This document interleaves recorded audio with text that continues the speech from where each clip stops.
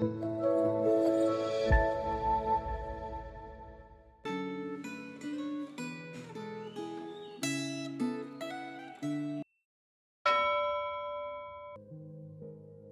jemaat kasih dalam Tuhan, kita bersyukur kepada Tuhan. Hari ini kita boleh kembali merenungkan firman Tuhan dari Renungan Gema tanggal 22 Oktober 2025 dengan tema Sabar dalam Penderitaan yang terambil dari Ratapan pasal yang keempat.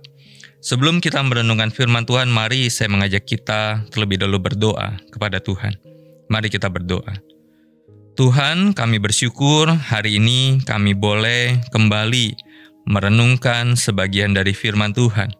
Berbicaralah kepada setiap kami ya Tuhan, apapun kondisi kami, tetapi biarlah Allah yang meneguhkan kami, menguatkan kami melalui kebenaran firman yang akan kami baca dan renungkan pada saat ini. Di dalam nama Tuhan Yesus kami berdoa dan bersyukur. Amin. Saya akan baca Ratapan pasal yang keempat, ayat yang pertama dan ayat yang kedua untuk setiap kita. Ah, sungguh pudar emas itu. Emas murni itu berubah. Batu-batu suci itu terbuang di setiap ujung jalan. Anak-anak Sion yang berharga, yang dinilai seperti emas tua, sungguh mereka dianggap belanga-belanga tanah buatan tangan tukang periuk. Terima kasih dalam Tuhan, orang yang menderita mengalami gejolak emosi yang naik turun. Kadang-kadang tenang, tetapi umumnya menjadi depresi. Ungkapan emosi dalam kitab ini bergantian antara kesedihan dan harapan yang menyala kepada Tuhan. Di pasal yang keempat ini, sang nabi meratapi kesengsaraan Yerusalem yang sedang mengalami kelaparan parah. Banyak orang mati kelaparan. Mayat-mayat bergelimpangan di jalan-jalan. Kematian akibat kelaparan lebih mengerikan daripada karena pedang. Hukuman atas dosa Yehuda lebih hebat daripada hukuman atas dosa Sodom. Sodom dijungkir balikan dalam semalam dan penduduknya mati tanpa menderita terlalu lama. Tetapi umat Yehuda mengalami kelaparan hebat selama berhari-hari sampai kematian datang menjemput. Sulit dibayangkan bahwa umat Tuhan bisa dihukum sedahsyat itu.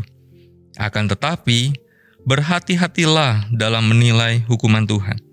Yang pertama, ingatlah bahwa dosa umat Israel sudah berlangsung hampir 1000 tahun sejak mereka mendiami tanah Kanaan. Jauh sebelum itu, Musa sudah mengingatkan akan kutuk yang akan menimpa mereka bila mereka tidak menaati Tuhan. Kelaparan yang mereka alami persis seperti apa yang telah disampaikan oleh Musa, yaitu di dalam Ulangan pasal 28 ayat yang ke-53 sampai dengan 57. Banyak nabi diutus Tuhan untuk mengingatkan agar mereka bertobat. Tetapi tidak sedikit di antara nabi yang diutus Tuhan itu, mereka bunuh. Umat Israel dan Yehuda lebih suka mendengar nasihat para nabi palsu yang cocok dengan keinginan mereka. Kitab Ratapan harus dibaca bersama dengan kitab Raja-Raja dan kitab para nabi untuk memahami konteksnya.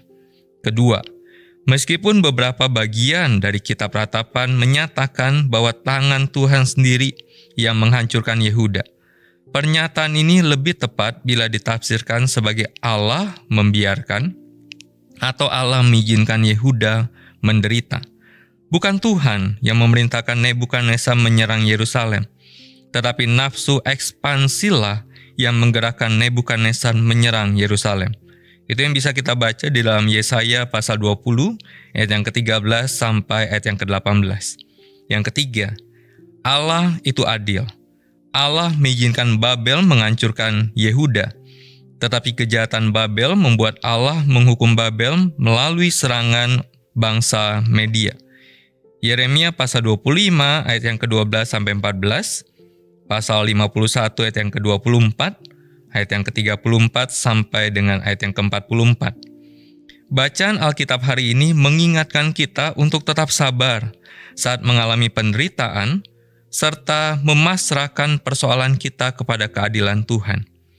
Tuhan memahami keadaan kita dan mendengar doa kita. Dia tidak akan meninggalkan kita. Kita harus berusaha mengatasi masalah yang kita hadapi dengan mengandalkan kekuatan Tuhan dan berserah pada kehendak Tuhan. Jangan membalas kejahatan orang lain, karena pembalasan adalah hak Tuhan. Ulangan pasal 32 ayat yang ke-35. Saat Anda merasa disakiti, apakah Anda bersedia untuk tidak membalas dan menyerahkan persoalan Anda kepada Tuhan? Efesus pasal yang keempat ayat yang ke-26. Mari kita berdoa. Tuhan, di tengah-tengah kami menderita, biarlah kami tidak lari dari Tuhan. Tetapi kami datang kepada Tuhan, bergumul di hadapan Tuhan, bertanya apa yang terjadi, apa yang sudah kami lakukan, apa yang menjadi rencana Tuhan di tengah-tengah penderitaan kami. Dan kami percaya Allah akan menyingkapkan itu, Allah akan memberikan kami kekuatan, Allah akan memberikan kami kesabaran, dan Allah akan menolong kami, baik kami mengalami penderitaan ataupun kami keluar dari penderitaan itu. Terima kasih Tuhan, berkati setiap kami dan tolong kami. Di dalam nama Tuhan Yesus kami berdoa dan bersyukur. Amin. Senantiasa jaga iman kita, senantiasa jaga imun kita. Tuhan Yesus memberkati kita. Amin.